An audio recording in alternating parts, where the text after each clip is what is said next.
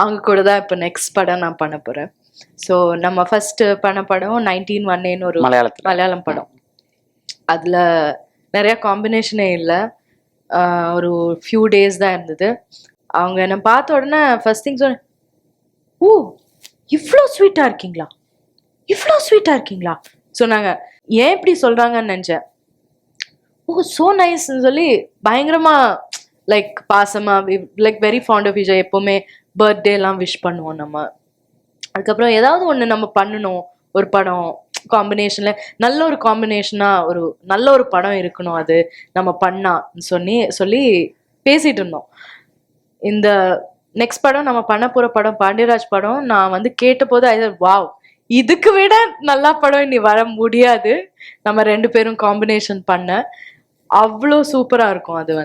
அது ஒரு ட்ரீட்டா இருக்கும். எஸ்பெஷலி நம்ம காம்பினேஷன் அது பெரிய ஒரு ட்ரீட்டா இருக்கும்.